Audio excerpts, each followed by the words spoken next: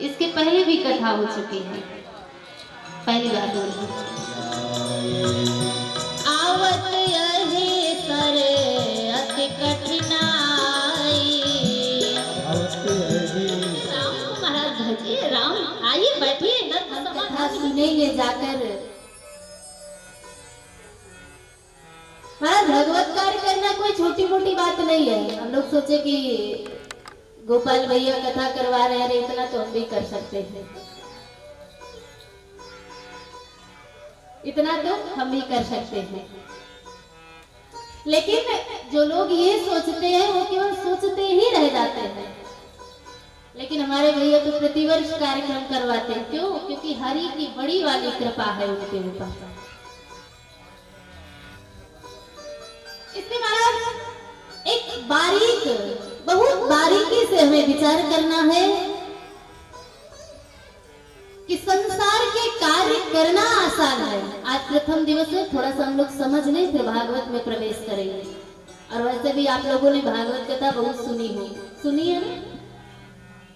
अच्छा, यहाँ पर अभी पहली बार कथा हो रही है कि इसके पहले भी कथा हो चुकी है? पहली बार हो रही है। चलिए, पहली बार हो रही है तो हम लोग थोड़ा सा जुड़ते हैं, आज भाव बनाते हैं और भाव बन जाएगा, हम आप जुड़ जाएंगे तो फिर महाराज आनंद प्रकट हो जाएगा। क्योंकि जब तक भाव नहीं प्रकट होता तब तक फिर महाराज मन भटकता रहता है। फिर सामने से कोई गुजर नहीं गया और मन अगर स्थिर नहीं है, मन पास में नहीं है, तो पता नहीं चलता कि सामने से गया कौन।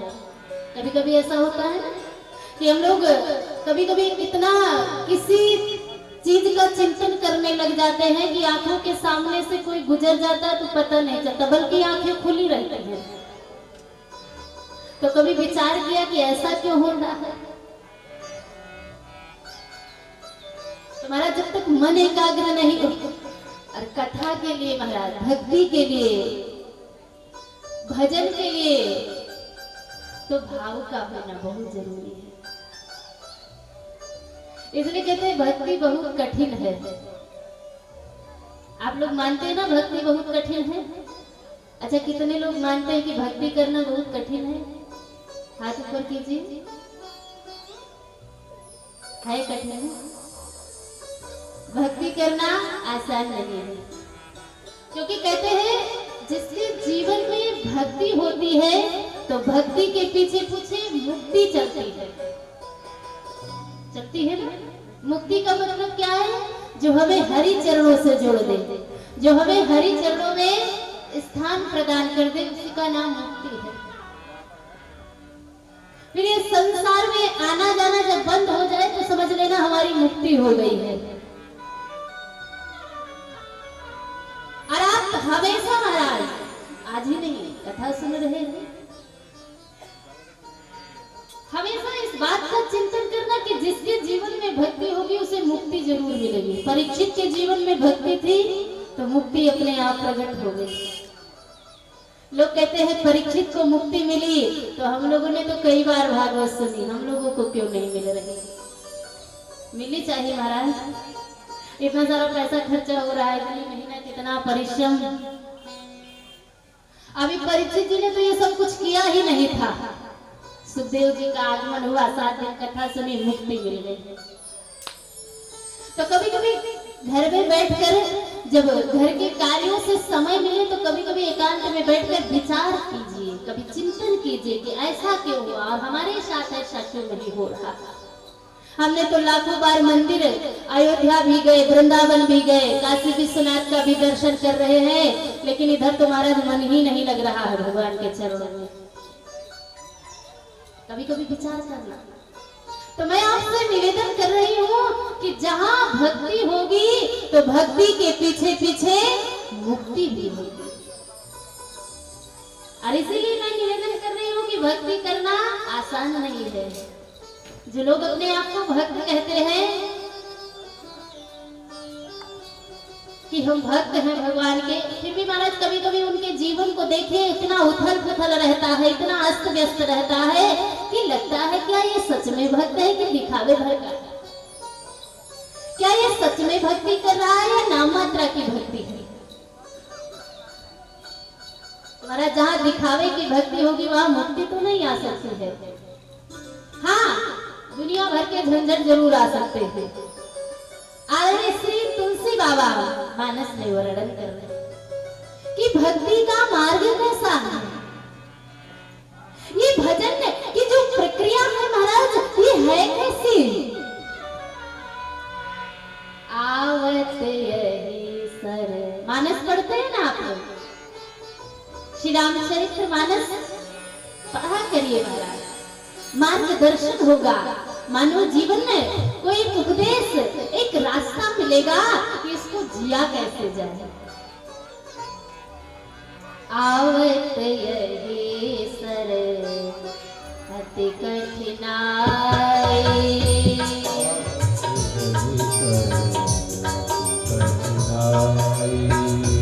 आवत यही सर अति कठिनाई,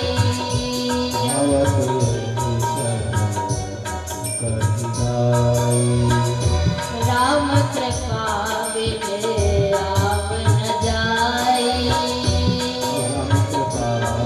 सीधा लिखा, आवत यही सर अति कठिनाई, आवत यही सर अति कठिनाई, आवत यही सर अति कठिनाई, आवत यही सर अति कठिनाई, राम कृपा बिन आव न जाए। राम कृपा बिन आव न जाए, राम कृपा बिन आव न कि आवत यही सर, कौन सा सर? भक्ति का सर माने क्या होता है? रास्ता। कैसे? जैसे आपको रक्सौल जाना है तो उसके लिए तो भी महाराज कोई ना कोई सड़क होगी, कोई ना कोई रास्ता होगा। और फिर कठिनाई हो गई महाराज, रास्ते में बाधाएं हैं, फिर सड़क नहीं अच्छी है, फिर और भी अव्यवस्थाएं हैं, तो मुझे लगता है रक्सौल पहुंचने में आपको बहुत टाइम लग जाएगा, लगेगा ना। तो कहते हैं अगर रास्ता महाराज आसान होगा कब? जब हरि की कृपा हो। कौन सा रास्ता? भक्ति का। आवत यही सर अति कठिनाई, थोड़ी नहीं है महाराज। भक्ति का मार्ग इतना आसान नहीं है जितना हम लोग समझते हैं। आप ये मत समझना कि महाराज मैंने सफेद वस्त्र पहन लिए और बढ़िया सा भगवा वाला गमछा कंधे पर डाल लिया तो हम भक्त हो गए और हमें मुक्ति मिल गई, राम जी मिल गए। ऐसा नहीं हो सकता महाराज। अगर ऐसा होता तो आप फिर अयोध्या चले जाइए, वृंदावन चले जाइए, या कि किसी भी भक्ति वाले क्षेत्र में, भक्ति स्थान में चले जाइए, वहाँ लाखों लोग वस्त्र पहनकर टहल रहे हैं, कंठी पहनकर डोल रहे हैं, लेकिन अभी भी मुक्ति कब मिलेगी महाराज? जब सच में वो सात्विक भक्ति हमारे जीवन में प्रकट हो जाएगी। और ये सात्विक भक्ति प्रकट कब होगी? तो कहते हैं जब राम जी की कृपा होगी। कि आवत यही सर अति कठिनाई, राम कृपा बिन आव न जाई। जब तक राम की कृपा नहीं होगी, जब तक हरि की कृपा नहीं होगी, तब तक हमारा कितना भी विचार करे कि हमें कथा सुननी है, हमें पंडाल में बैठना है, हमें ये करना है, हमें भगवान के लिए करना है, फिर आप कर नहीं पाओगे। इसलिए कहते हैं भाव जोड़िए, अपने मन को जोड़िए, क्योंकि जब तक मन नहीं जुड़ेगा तब तक हरि कृपा नहीं पाएगा। आज जिसके ऊपर हरि की कृपा हो गई महाराज, फिर वो अपने आप को रोक नहीं पाएगा, फिर कहीं भी होगा उसे पंडाल तक आना ही पड़ेगा। और आप पंडाल में बैठे हैं, बड़ी बात है, सुनने में आपको छोटी लगेगी, लेकिन जब विचार करोगे महाराज तो आपको लगेगा कि सच में मैं सौभाग्यशाली हूँ। आज आप पंडाल में बैठे हैं महाराज, ये आपका चयन नहीं है। आज आप पंडाल में बैठकर कथा श्रवण कर रहे हैं, ये आपका चयन नहीं है, ये मेरे राम जी का चयन है, ये मेरे गोविंद का चयन है। अन्यथा महाराज कितने लोग तो घर में बैठे हैं, विचार भी किया था कि पंडाल में जाएंगे लेकिन आ नहीं पाए। क्यों? क्योंकि आपका चयन राम जी ने किया है और उनका चयन राम जी के द्वारा हो नहीं पाया, इसलिए वो पंडाल में नहीं अपने अपने घर में बैठे थे। और इसके लिए श्री तुलसी बाबा दर्शन करा रहे।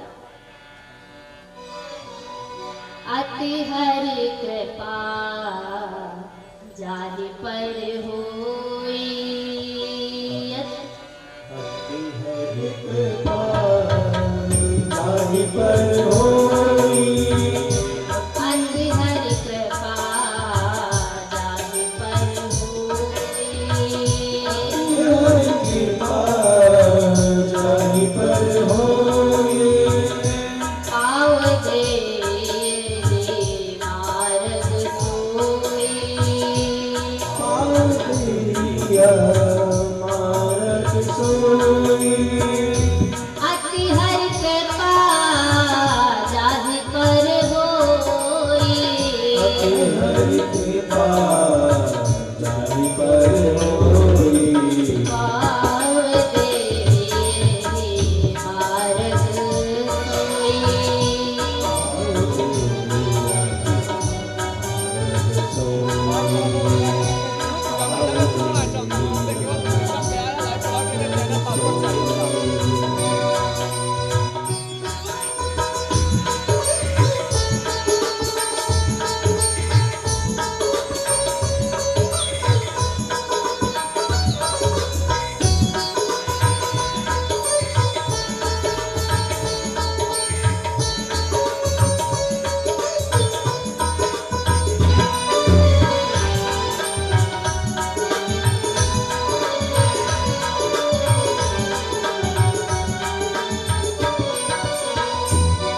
बोले अति हरि कृपा जाहि पर होई, पाव दे यही मार्ग सोई।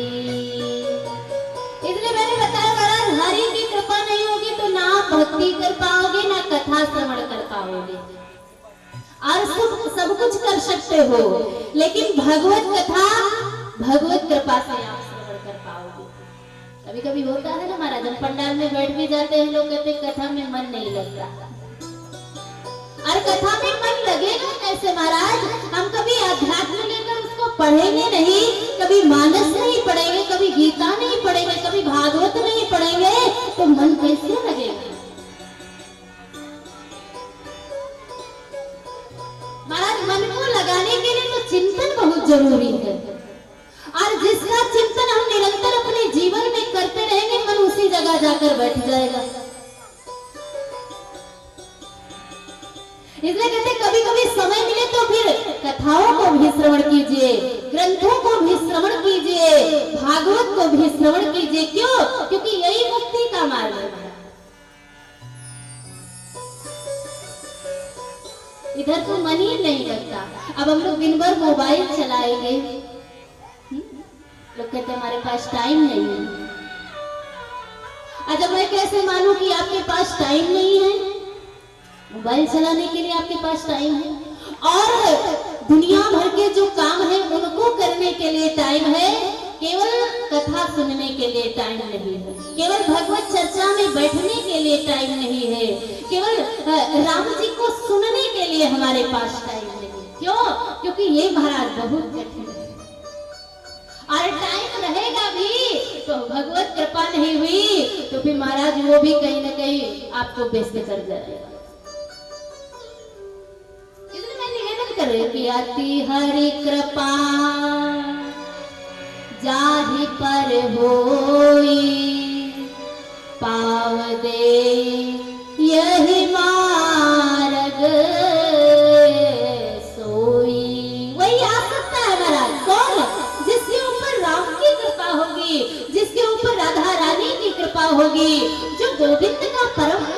सेवक होगा, जो हरि चरणों का चिंतन करता होगा, जो हरि नाम जपता होगा, जो सुबह उठकर पहले ठाकुर की सेवा करता होगा, संसार के कार्य बाद में करता होगा, वो कथा में आएगा महाराज। और इधर आ गए महाराज तो फिर धीरे धीरे हरि की कृपा मिलती रहेगी, भक्ति का आगमन हो जाएगा, तो मुक्ति भी मिल जाएगी। कैसे? जैसे परीक्षित को मिली, कैसे? जैसे सबरी को मिली, कैसे? जैसे केवट को मिली, जैसे सुदामा को मिली, वैसे हमें भी मिल जाएगी, सुलभ हो जाएगा। कौन? राम जी, राम का दर्शन और राम की कथा। महाराज बहुत जरूरी है, संसार के कार्य करिए महाराज, मैं मना नहीं करती, लेकिन कहते हैं जब भक्त करोड़ों कामों को छोड़कर हमें दौड़कर भगवत कार्य में शामिल होना चाहिए। आपको कहीं बाहर जाना है, कोई बहुत जरूरी कार्य है महाराज, तो उसको कल पे छोड़ दीजिए। क्यों? क्योंकि आज हमें कथा सुननी है, वो कार्य महाराज मैं कल कर लूंगा। 7 दिन तो महाराज निश्चित किए गए हैं, और 7 दिन भी यदि आप अपने जीवन को यहाँ, अपने मन को, अपने आप को लेकर नहीं आ पाओगे, तो फिर महाराज संसार आपको रास्ता नहीं दिखा पाएगा, फिर मार्गदर्शन महाराज आपका यही हो पाएगा। और संसार में ऐसी कोई जगह नहीं है जो आपको राम से जोड़े, जो आपको भक्ति से जोड़े। और समय महाराज इतना पतित हो गया है कि लोगों का मन अब लगता नहीं, कथावाचकों को जबरदस्ती बुलाना पड़ता है कि नहीं महाराज आइए, आ जाएंगे तो राम जी की कृपा हो जाएगी, फिर आपका बच्चा नौकरी भी पा जाएगा। फिर कथावाचकों को महाराज दुनिया भर की बातें बतानी पड़ती, लोगों को जोड़ना पड़ता है। और किसी चीज के लिए नहीं, घर के कार्य है उसके लिए तो बेहतरीन हम लाखों करोड़ों रुपए खर्चा करेंगे, लेकिन जब भगवत कार्य की बारी आएगी तो महाराज इधर तो फिर हमारी जेब अपने आप सिमट जाती है और मन भी सिमट जाता है। इसलिए कहते श्रद्धा का होना बहुत जरूरी। किसके लिए? भक्ति के लिए। तुलसी बाबा ने जब मानस का प्रारंभ किया तो कहते प्रथम वंदन राम जी को नहीं किया, प्रथम प्रणाम शंकर भगवान और माता पार्वती को किया। क्यों? क्योंकि शंकर बाबा है विश्वास के प्रतीक और माता पार्वती है श्रद्धा। और बाबा तुलसी शायद यहाँ कहना चाहते हैं कि आपके जीवन में कृष्ण का और राम का प्राकट्य कब होगा? जब आपके जीवन में श्रद्धा और विश्वास का आगमन हो जाएगा, जब आपके जीवन में श्रद्धा और विश्वास का मिलन हो जाएगा। कि भवानी शंकर श्रद्धा विश्वास रूपिणो याभ्यां विना न पश्यन्ति सिद्धा स्वन्तः अति कठिनाई। और एक बड़ी बात कि मानव जीवन की सार्थकता तभी हो पाएगी महाराज जब आपका जीवन राम से जुड़ेगा, जब आपका जीवन कृष्ण से जुड़ेगा। इसलिए मानव जीवन के लिए लिखा गया महाराज बहुत भाग्य से हमें मानव जीवन मिलता है कि बड़े भाग्य मानुष तन पावा सुर दुर्लभ सद ग्रंथन गावा। मानव जीवन मिला है महाराज किस लिए? केवल संसार के कार्य करने के लिए नहीं, अपितु मुक्ति को प्राप्त करने के लिए, राम की भक्ति करने के लिए, राम का भजन करने के लिए, राम का नाम जपने के लिए। लेकिन मानव जीवन मिला तो महाराज हम सारे कार्य करेंगे, केवल राम जी के कार्य नहीं करेंगे, भक्ति नहीं करेंगे, कथा नहीं सुनेंगे और सब करेंगे। और जीवन किस लिए मिला है? भक्ति करने के लिए, भजन करने के लिए। क्यों? ताकि ये जीवन लग रहा तो हटिए, लेकिन बैठ जाएंगे महाराज तो ये जीवन रूपी नैया जो इस प्रलयकारी समुद्र में, भव रूपी समुद्र में डगमगा रही है महाराज, इसको एक रास्ता मिल जाएगा ये भव से पार। खाने में क्या है? तो कहते मूंग की दाल खा रहे और सूखी रोटी खा रहे हैं। रुपया कितना है? करोड़ों रुपए पर मंथ आ रहे हैं। और सूखी रोटी। अभी नमक भी नहीं खा सकते महाराज, क्यों? क्योंकि ज्यादा नमक खा लेंगे तो बीपी हाई हो जाएगा, फिर बीपी लो हो जाएगा। अब चीनी वाली चाय नहीं पी सकते। अब उसको महाराज चीनी का स्वाद क्या पता होगा, जिसके शरीर में शुगर की बीमारी है, उसको तो पता ही नहीं कि चीनी वाली चाय का स्वाद कैसा होगा। तो इससे बड़ा कष्ट क्या हो सकता है महाराज? इससे बड़ा दुख क्या हो सकता है कि पैसे हैं लेकिन उस बीमारी का कोई इलाज, कोई तोड़ ही नहीं मिल पा रहा है। राम को महाराज भजिए, राम आइए बैठिए, इधर तो समाधान ही मिलेगा महाराज। नहीं ज्यादा देर मिलेगा, 3 घंटे तो मिलेगा ही। तो करोड़पति के यहाँ महाराज चीनी की चाय नहीं पी सकता, तन में बीमारी, बीपी हाई है, शुगर पेशेंट है, अभी हार्ट पेशेंट है, अभी ये सारी बीमारियां हैं, तुम्हारा जिस धन का क्या सुख। कोई तन दुखी, कोई मन से क्यों दुखी? क्योंकि बच्चा बड़ा हो गया है, पढ़ाई लिखाई हो गई है, अभी बच्चे का विवाह हो गया है, तो माता पिता का घर से खत्म सम्मान। चलिए आप इधर नहीं रह सकते, आपके लिए तो वृद्धाश्रम खुला है। होता है कि घर में जब बेटे का विवाह हो जाता है, बहू आ जाती है, तो फिर बुजुर्गों का सम्मान खत्म, क्योंकि वो पुराने मॉडल है। अभी जो टाइम चल रहा है ये नया मॉडल, इधर नहीं चलेगा। सुखी राम के दास,